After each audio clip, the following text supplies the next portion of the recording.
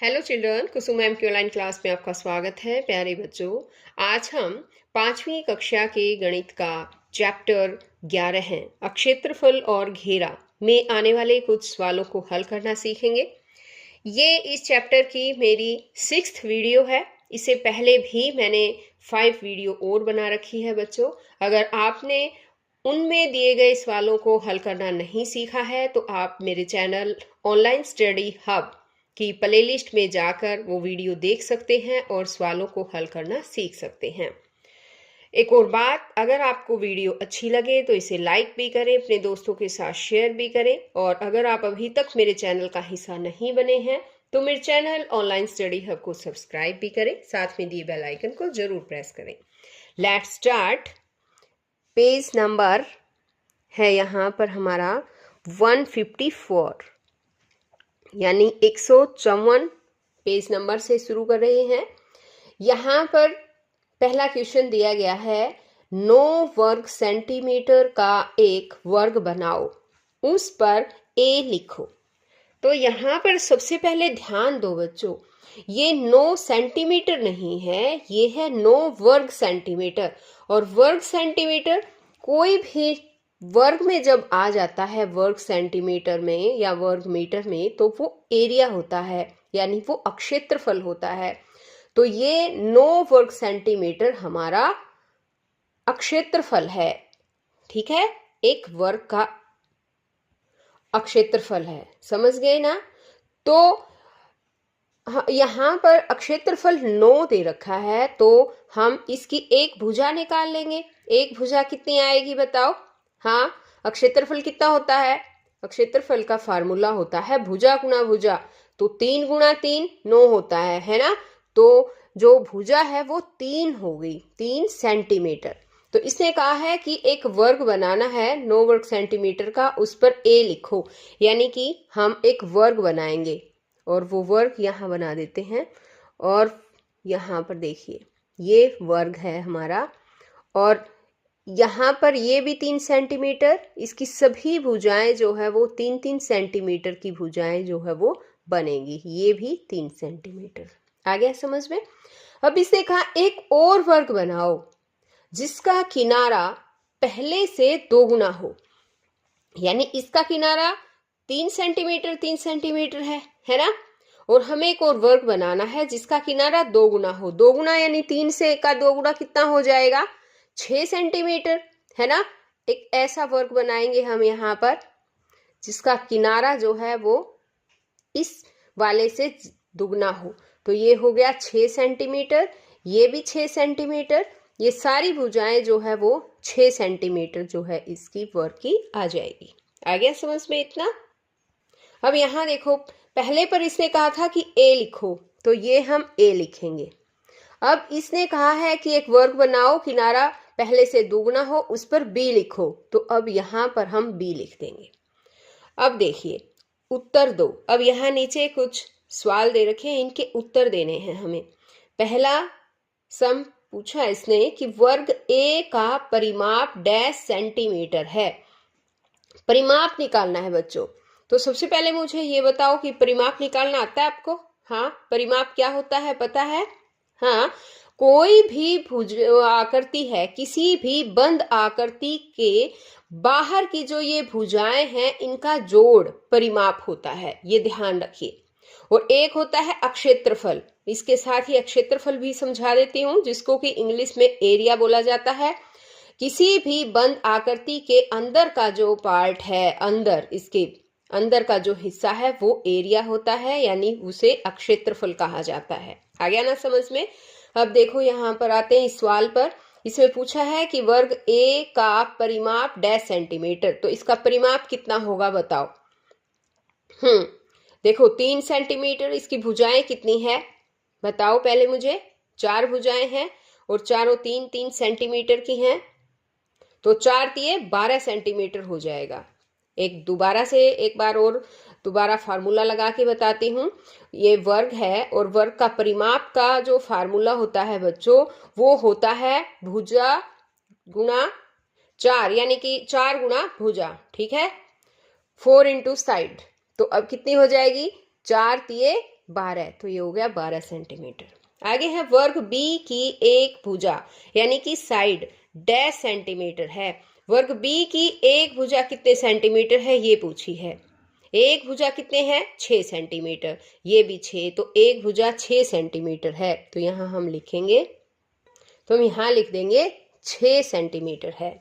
आगे है वर्ग बी का क्षेत्रफल डैश वर्ग सेंटीमीटर है। अब देखो बच्चों, ये वर्ग बी है हमारा, इसका क्षेत्रफल पूछा है यानी इसका एरिया पूछा है, और एरिया जो है आकृति के अंदर का जो भी पार्ट होता है वो एरिया होता है यानी क्षेत्रफल।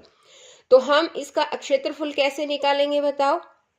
वर्ग का क्षेत्रफल का फार्मूला क्या होता है? वर्ग का क्षेत्रफल होता है भुजा गुणा भुजा यानी कि साइड इंटू साइड। अब भुजा देखिए कितनी है 6 है ना, तो 6 गुणा 6 कितना हो गया 36। यहाँ आ जाएगा 36 वर्ग सेंटीमीटर। और बच्चों ये भी ध्यान रखना है क्षेत्रफल हमेशा वर्ग सेंटीमीटर में या मीटर हो तो वर्ग मीटर में ही लिखा जाता है। ओके, अब यहाँ देखो आगे इसने पूछा है वर्ग बी का क्षेत्रफल वर्ग ए से डैश गुना ज्यादा है। वर्ग बी का क्षेत्रफल, वर्ग बी का क्षेत्रफल कितना है बताओ? वर्ग बी का 36 है ना, ये लिख रखा है हमने। और वर्ग ए के क्षेत्रफल से कितने गुना ज्यादा है ये पूछा है। वर्ग ए का क्षेत्रफल कितना हुआ बताओ? साइड इंटू साइड यानी कि 3 गुणा 3 कितना हो गया 9। ए का क्षेत्रफल 9 हो गया और बी का क्षेत्रफल कितना हो गया बताओ 36। तो 9 चौके 36 यानी कि 4 गुना ज्यादा है, तो यहां हम लिखेंगे 4। अब आगे है वर्ग बी का परिमाप डैश सेंटीमीटर है। वर्ग बी देखो और इसका परिमाप पूछा है इसने, तो वर्ग का परिमाप निकालने का फार्मूला मैंने बताया था 4 इंटू साइड यानी कि 4 गुणा भुजा। 4 गुणा भुजा कितनी है 6 यानी 4 गुणा 6 कितना हो गया 24। हाँ वेरी गुड, 24 सेंटीमीटर है। आगे है वर्ग बी का परिमाप वर्ग ए से डैश गुना ज्यादा है। अब यहाँ पर इसने परिमाप पूछा है बच्चों, वर्ग बी का परिमाप वर्ग ए से कितना गुना ज्यादा है। तो अब परिमाप देखो, पहले हम बी का देखेंगे। बी का परिमाप कितना था, अभी हमने निकाला भी है, ये देखो लिख रखा है 24 सेंटीमीटर। और ए का परिमाप पहले निकाला था हमने 12 सेंटीमीटर। तो कितना हो गया 12 दूनी 24 यानी कि 2 गुना ज्यादा है। तो यहाँ हम लिखेंगे 2 गुना ज्यादा है। अब आगे देखो बच्चों, आगे इसने दिया है उत्तर पोस्ट कार्ड में से निकालना पृष्ठ 150। हमने पहले भी 150 पृष्ठ पर ये दे रखा था पोस्ट कार्ड में से निकालना, तो वो हमने सवालों को जो है हल किया था। अब देखिए एक बार किस तरह से पोस्ट कार्ड में से निकला जा सकता है। मुझे ये बताओ बच्चों, एक छोटा सा पोस्ट कार्ड होता है, क्या आप उसमें से निकल सकते हो? नहीं, तो देखो निकल सकते हैं, कैसे निकलेंगे ये देखिए। ये देखो ये एक पोस्ट कार्ड है और इस पोस्ट कार्ड पर इस तरह रेखाएं बनाओ। तो यहाँ देखो जैसे रेखाएं इसने बना रखी है ना, आप भी अपने पोस्ट कार्ड पर इस तरह से रेखाएं बना सकते हैं और फिर पोस्ट कार्ड को केवल रेखाओं पर से काटो। जैसे ये दिखाया ना, इसी तरह से आपको इन रेखाओं के ऊपर से ही पोस्ट कार्ड को काटना है। ये कुछ इस तरह से आपको काटने के बाद नजर आएगा। अब ये कहता है कि तो क्या तुम इसमें से निकल सकते हो? क्या तुम्हें इस फंदे का क्षेत्रफल पता है? तो देखो बच्चों, मुझे बताओ कि क्या तुम इसमें से निकल सकते हो? हाँ निकल सकते हैं, है ना। अब आगे देखिए बच्चों, आगे है धागे का खेल। एक 15 सेंटीमीटर लंबा धागा लो, इस कागज पर उसके कोनों को मिलाकर अलग अलग आकृतियां बनाओ। तो यहाँ पर देखो बच्चों, ये जो कागज का कोना दे रखा है उस पर आपको एक 15 सेंटीमीटर का धागा लेकर आकृतियां बनानी है। वो आकृतियां आपकी कोई भी आकृति हो सकती है, इस तरह से गोल आकृति भी बना सकते हैं या फिर कुछ इस तरह से, आपकी मर्जी से किसी भी तरह से आप आकृतियां बना सकते हैं। लेकिन कंडीशन ये है कि जो धागा लोगे वो आप 15 सेंटीमीटर का धागा होना चाहिए और ये एक बंद आकृति जो है उससे बनाओगे, यानी कि उसके कोनों को मिलाकर आपको अलग अलग आकृतियां बनानी हैं। और फिर यहाँ देखो नीचे कुछ सवाल दे रखे हैं कि किस आकृति का क्षेत्रफल सबसे बड़ा है, कितना है, आपको ये भी देखना है, बताना है। और उस आकृति का परिमाप कितना है, किस आकृति का क्षेत्रफल सबसे छोटा है और कितना छोटा है, उस आकृति का परिमाप कितना है, ये सब आपको जो है उनको, तो इस तरह से बच्चों धागा लेकर आपको ये करना है। और एक और बात मैं बता दूं आपको कि आकृति का परिमाप पूछ रखा है कि आकृति का परिमाप कितना होगा, तो दोनों ही आकृतियों का जो परिमाप है वो तो इक्वल होगा, क्योंकि हमने धागा 15 सेंटीमीटर का ले रखा है। ठीक है, तो इसमें जो परिमाप आएगा वो तो 15 सेंटीमीटर आएगा, दूसरी आकृति वाला भी 15 सेंटीमीटर ही परिमाप आएगा।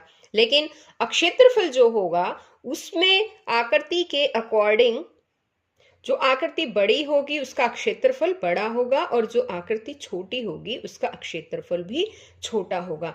तो अब सवाल आता है कि क्षेत्रफल का पता हम कैसे लगाएं।